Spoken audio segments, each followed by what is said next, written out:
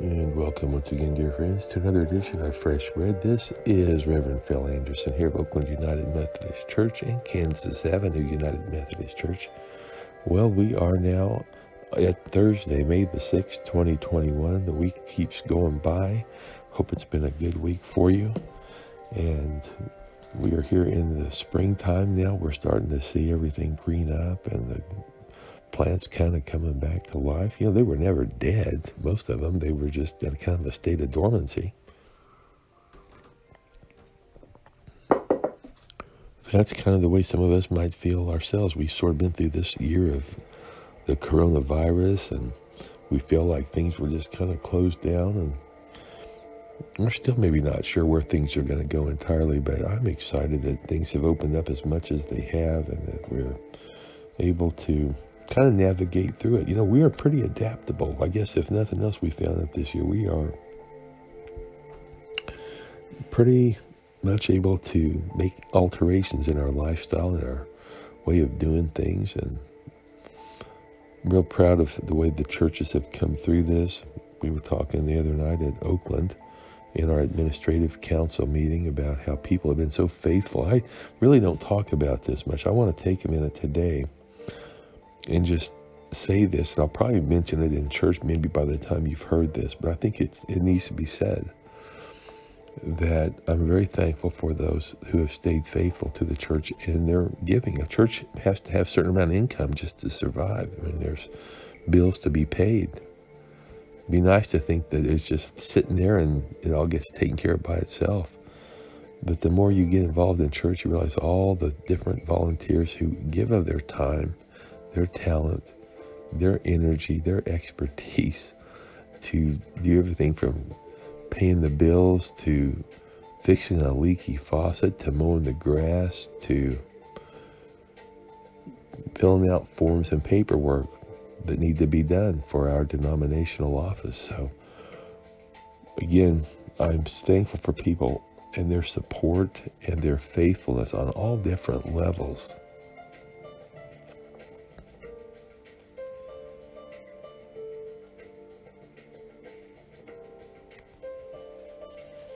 And couldn't do it without you.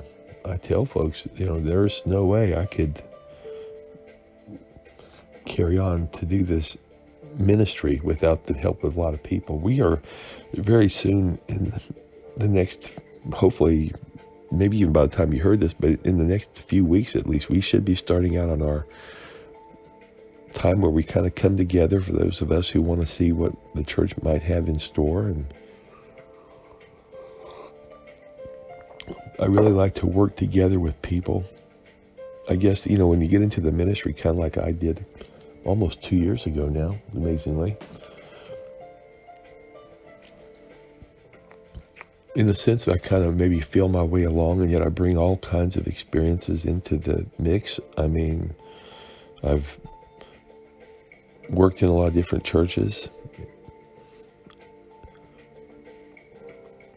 doing different types of work, some on staff as doing maintenance work, and also being involved with different ministries, whether they were Bible studies, small groups, youth ministry.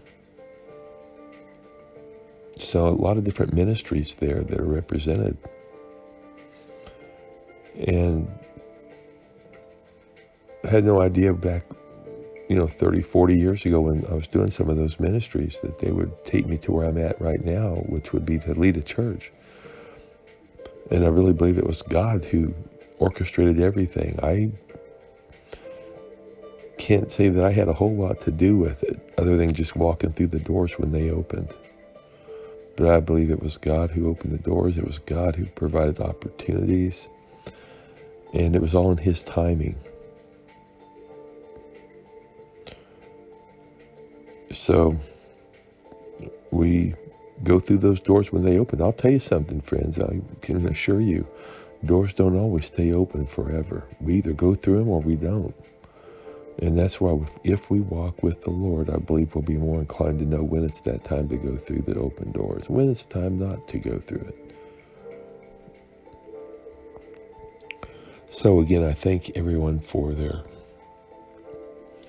support, for their contributions of their time, their talent, and their treasure to keep these churches going through the coronavirus. And again, we've kind of learned to be flexible. We've learned to do things online, but now we're back together, and I'm really praying for a summer where things are going to really, really open up, and where we're going to be able to now get back together in even new ways that we haven't even considered yet.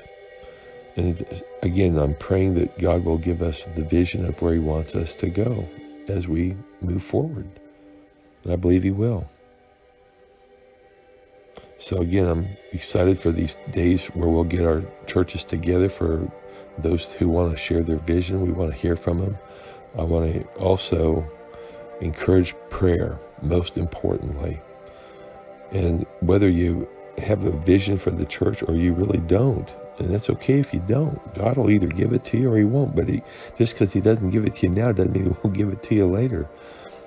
But we can all pray. And so I'm going to ask everybody to do these 40 days of prayer for the church. And hopefully I'll be able to send out a little tweet each day on our Twitter pages.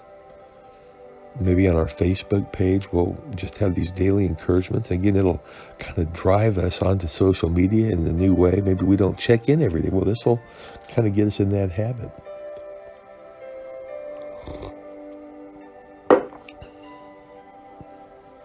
And it's been a joy to serve. I can tell you it's been not without challenges, but it's been a true joy to serve. You know, joy doesn't base itself on circumstances. Joy comes from that wellspring of the presence of Jesus Christ and the Holy Spirit in our lives. And it just sort of flows up out of that. So that's what joy's all about. And it has been a joy to serve. Been looking at the Beatitudes this week. We're going to look at the fourth Beatitude, or I should say the second Beatitude. It's in Matthew 5, chapter 4. Blessed are those who mourn, for they will be comforted.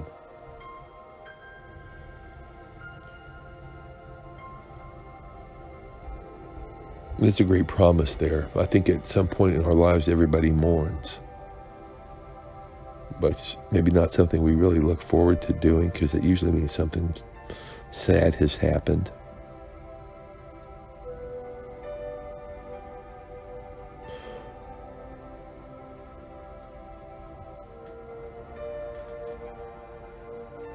The tears may last for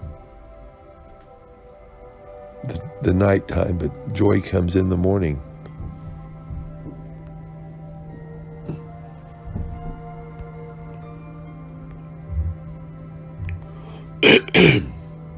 Excuse me. Weeping may last for the night, but joy comes in the morning. There's the hope that we will be comforted in spite of our mourning. I know folks who have had terrible tragedies in their lives, and it's just been extremely hard for them to get to that point, maybe decades of mourning. You know, some people might say, well, you need to get over it. You need to snap out of it. You know, you've gone through this too long. Life keeps going. And I tell you, to that person that would say that, we don't know what the other person's actually going through. And let's love them. Let's encourage them. Let's support them. Let's try to be a blessing to that person as they walk through that valley. My prayer is that they will find comfort in knowing that God is with them, that Christ walks with them through that difficult season, however long it may last.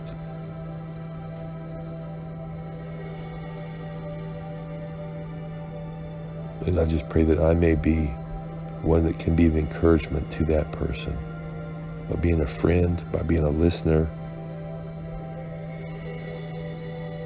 just by being there. Well, friends, thanks again for joining me for Fresh Bread. I hope to see you back tomorrow. Until then, may God richly bless you is my prayer. Do have a great Thursday, and we'll be back together for Friday.